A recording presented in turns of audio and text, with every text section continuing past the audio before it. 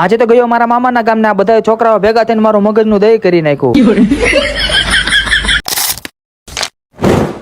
Good morning ને જય માં મોગલ મિત્રો, સ્વાગત છે તમારું મારા આજના મોર્નિંગ વ્લોગમાં. આજે તો સવારમાં હું આવી ગયો તો મારા મામાના ગામ ફીફા. તો જો આપણા મામા દુકાને બેસી ગયા છે. હવે ઈ તો દુકાનની અંદર બેઠા છે, પણ મને આશા ખોટે કહેતા નથી ભાણા અંદર દુકાનમાં બેહવા વીએ.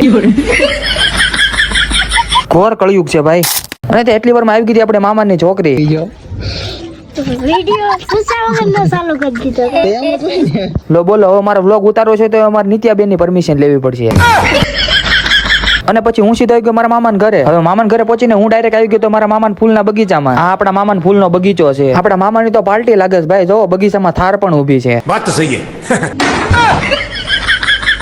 અને પછી હું પાછો આવી ગયો તો મારા મામાની દુકાને. હવે દુકાને પહોંચતે જ મારા મામાએ મને લગાડી દીધો કામે. મને કે હાલ પણ આપણે દૂધ લેવા જાવ. અને પછી તો આપણી બે પગવાળી ફોર્ચ્યુન લઈને સીધા આવી ગયા દૂધ લેવા. તો જો આજે શિવરાત્રી છે ને, તો બધા મહાદેવના મંદિરે દર્શન કરવા આવી ગયા છે. અને અહીંયા મહાદેવની આરતી પણ ચાલુ છે. અને કમેન્ટમાં હર હર મહાદેવ લખી નાખજો. અને પછી ફટાફટ દૂધ લઈને અમે સીધા પહોંચી ગયા મારા મામાની દુકાને. અને તે એટલી વારમાં આપણને મળી ગયા આપણા મામાના છોકરા.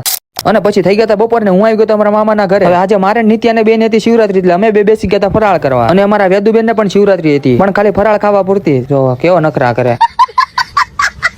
હવે ફરાળ કરીને થોડી વાર બેઠો હતા, એટલી વારમાં નિત્યા આવી ગઈ તેના રમકડા લઈને મને બતાવો. મને કે મેં ડીજે લીધું. મેં કીધું હારું ને, હવે મારા લગ્નમાં ઉપાધિ ને ડીજે બાંધવાની.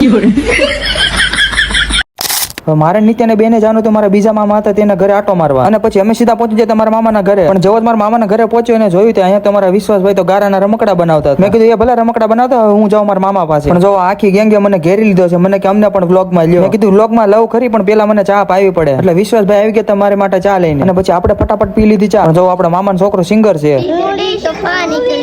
શું કરું કેવી બેબી બે ઉપા નીકળી.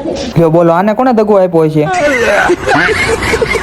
અને પછી હવે આપણે જવાનું તો આપણા મામાના છોકરા પાસે. એટલે હું સીધો આવી ગયો તમારા રાહુલભાઈ ને મળો. અને થોડી વાર માટે રાહુલભાઈ પાસે બેઠો. પછી મારે જવાનું હતું ઘરે. અને ત્યાં રસ્તામાં મળી ગયા આપણને આપણા બધા ભાઈબંધો. હું વેકેશન કરવા આવતો ને ત્યારે આમ બધા હારે રમતા. મસ્ત જોક મારા.